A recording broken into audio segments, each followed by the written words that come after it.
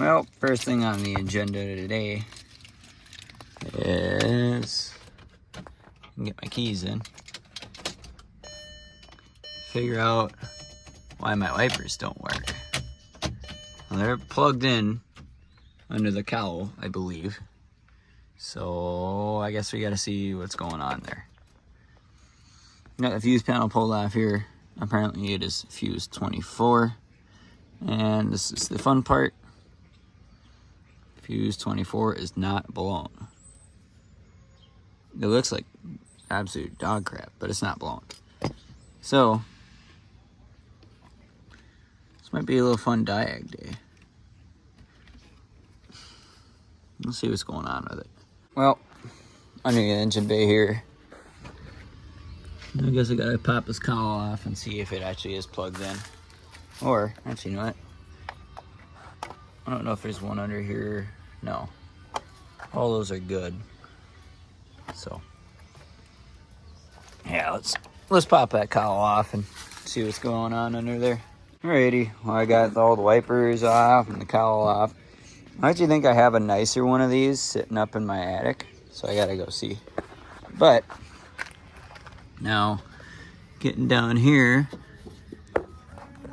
it's hard to see, but that connector is just not even out there.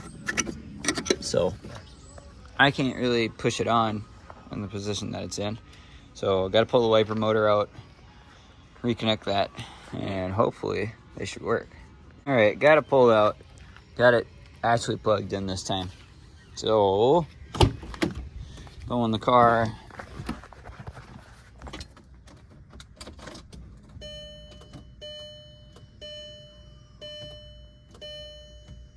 Yep, it works. So that's cool. We'll reinstall that and then go upstairs, see if I have one of these covers. I feel like I do. And then see about that other rain tray, because this one can get the job done, but the end's broken off there, so a plastic piece is just obliterated. So let's see if I can try and find that little bit of a nicer one. Yeah, that'll be the plan. Throw that back in, find that other one, hopefully find that little plastic piece I have right there, and put it back together. Yeah, unfortunately this one isn't any better. Obviously, as you see, it's broken right there. It's broken right there. So, yeah, unfortunately, no. It's sad because this one has the end that I want, so it doesn't leak a whole bunch of water and stuff in it, but fortunately, no. So, I'm gonna climb up the rest of the way and see what else I got. Well, anyways, for now, I'm gonna slap that back in, put my rain tray back on, put the wipers back on. Me and my buddy are actually gonna go out to the U-pole yard. I'm gonna try and find me a new rain tray. I'm gonna try and find me a new cover that covers the harnesses here. And then, yeah, just call it a day at that. Maybe later tonight, I'll go grab some tools so I can go extend my speed sensor wire. I think I gotta clean up this too. I'm gonna clean up all this wiring, run it better. Probably get another power steering cap that's not leaking everywhere. Oh yeah, and also find a nut for my power steering line so I can actually hook it up to its hanger properly. Yeah, no, I'm gonna put this together and then we'll go out and get some parts. Got it all back together for now. Obviously, I'm gonna replace this pretty soon here if I find a decent one. But might as well try it out. Look at that. Sweep's almost perfect. They don't hit each other. I think they're a little long, but that's fine. I don't have a washer tank anymore, so none of the other stuff's gonna work. And I don't have a rear wiper either, so that isn't gonna work. But yeah, typical Volkswagen moment.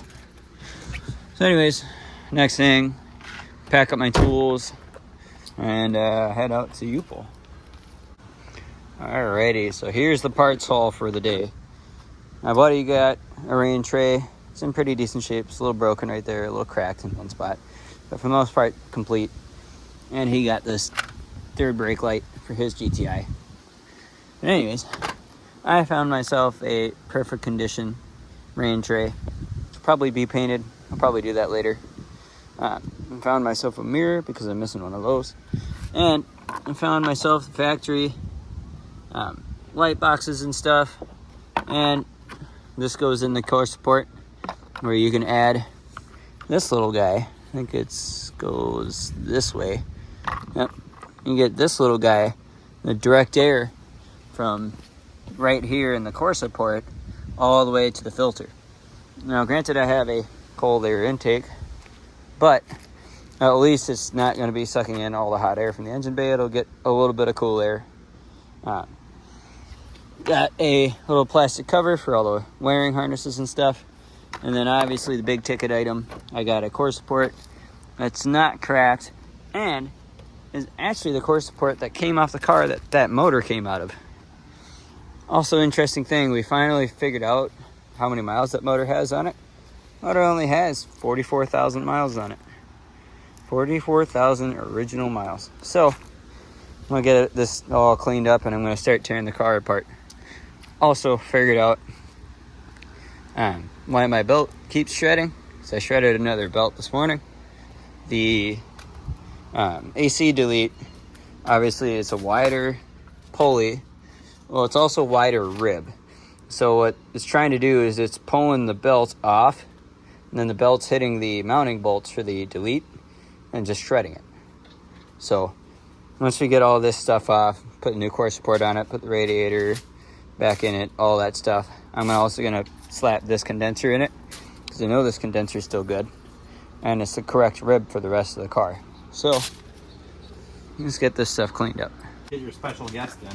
Oh yeah, special guest is starting to tear apart my car. I'm gonna tear apart the front end, get that off, put the radiator and all that in the new core support. All that shit's cleaned up and ready to go. While we're in there, I'm gonna pop my AC compressor back on because obviously that just isn't right. So that's the reason why I keep shredding belts. Yep, that's the reason why I keep shredding belts. So get this off. It'll be nice because the new core support doesn't have a million broken bolts everywhere. These aren't all cross-threaded and shit, so. That we know of. Yeah, that we know of. Car only had 40K, so. Yep. Like I said, figured out the motor only has 44K on it, so. Cool. I'm blowing this out right now. We're going to back flush it too. Got the old front end off, threw it in the garbage because it's cracked. And like I said, there's a bunch of broken bolts and all that. So I'm going to go through, well, that's draining. I'm going to go through, pull this fucking thing off. You can even see it. Yeah, it sits farther out. So, yeah, I guess that's no bueno. Get rid of that. Probably put a different tensioner on it so that at least it has more tension. Yeah, no, that explains why my belt was shredding. Ooh, it probably doesn't help at me. Oh, the belt's walking off the power steering pump, too. Nice. Alright, well, we'll pull this apart and get it all fixed up. Well, here's the situation with the tensioner. This tensioner, all these are 24 valve accessory pieces. So it goes on a 24 valve motor, 24 valve bracket. This is obviously a 12 valve bracket. Anyways, the tensioner, alternator, condenser, which I just put on, and the power steering pump are all 24 valve. So I'm noticing, you can see that the offset is completely off on all of them.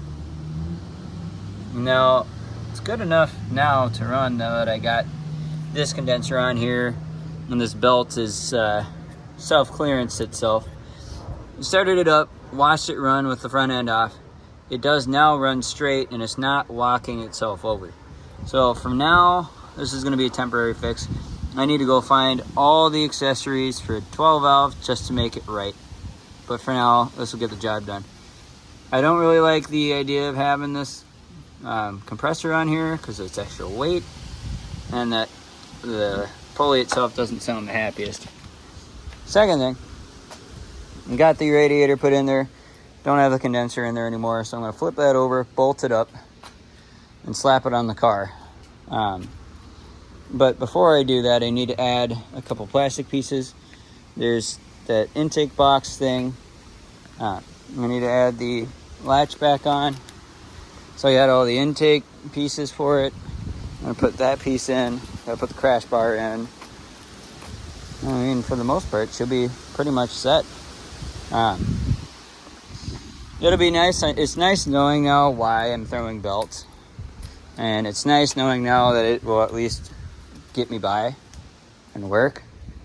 But yeah, it'll definitely have to go in another day and change all that stuff out for the correct stuff. But I'm gonna start working on the car some more, so I will keep you guys updated. So I sat around. I finally figured this out. Now, I've never had a Mark IV with these little boxes on them. Even my Blue Golf, which was bone stock when I bought it, didn't have either of these.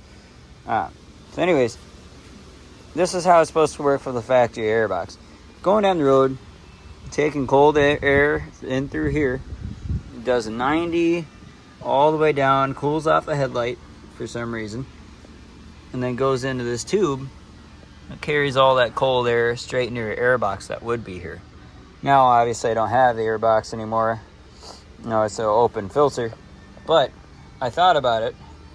All this filter is taking in is all the hot air from the engine bay. It's not taking any cold air in anywhere. So, have that routed with all the factory plastics and everything that aren't broken, surprisingly. This one doesn't want to keep popped down. But, you know what? I'll let it be.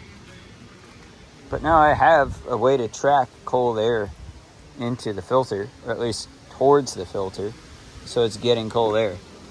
Also, got this all fitted up. At least on this side, I need to get this side. I got to figure out some sort of way to mount this because all these are stripped out pretty good. So I'll figure out a way with that. Don't have a condenser anymore, so all it is just a radiator, so it should be getting nice, fresh, cool air. Nope. Put the other headlight in. Slap that rain tray in, slap that little plastic piece in, slap a mirror on, because I found a mirror. And yeah, I suppose I'll show you guys the final product for now. Obviously, you still got to extend speed sensor wire. Got to clean this up. I forgot to find a cap on me. Clean this up. I'm going to put coolant in the car this time instead of water. So it'll actually have a proper coolant in it. Especially that I know that it doesn't leak, so that's cool. But yeah, I'm gonna pull it apart and see what else I find. I'm not pull it apart. I'm gonna put it back together and see what I come up with. Well, interesting thing I'm finding out.